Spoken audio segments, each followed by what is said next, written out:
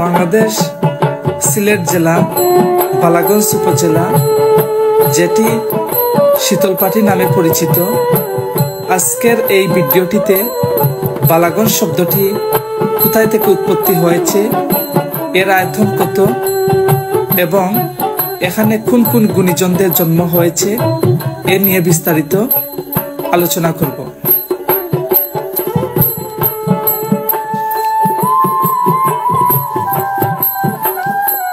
বালাগঞ্জ নামকরণ নিয়ে গবেষকদের মধ্যে ভিন্ন মত রয়েছে।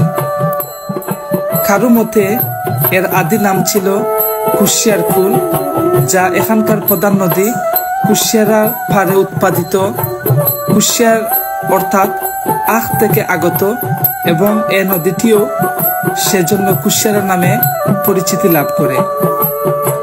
পরবর্তীতে এখানে গড়ে ওঠা মদনমোহন জিউ আশ্রমের প্রভাবে নাম পরিবর্তিত হয়ে মদনগঞ্জ এবং তা থেকে বালাগঞ্জ নাম ধারণ করা হয়েছে।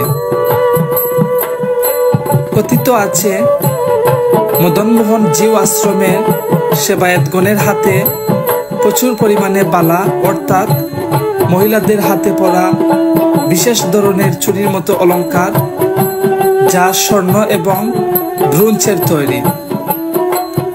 এখানে বিপুল পরিমাণে বালা কেনাবেচা হতো বলেই বালাগঞ্জ নামকরণ করা হয়েছে।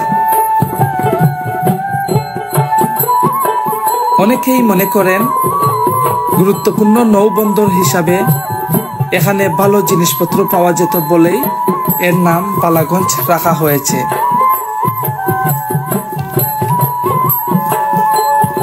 অনেকেই মনে করেন তৎকালে প্রভাবশালী বালা পদবী গোষ্ঠীর কোনো এক বা একাধিক লোকের সহায়তায় কুশিয়ারা নদীর তীরে একটি গঞ্জ গড়ে ওঠে।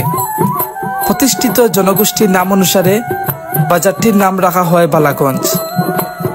আজ এই বালাগঞ্জ শীতলপাটি নামে বিখ্যাত।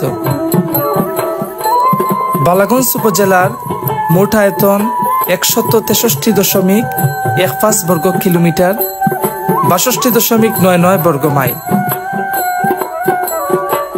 এই উপজেলার উত্তরে রয়েছে দক্ষিণ সুরমা, দক্ষিণে মৌলভীবাজার সদর উপজেলা ও রাজনগর উপজেলা, পূর্বে ফেঞ্চুগঞ্জ উপজেলা এবং পশ্চিমে বিশ্বনাথ উপজেলা।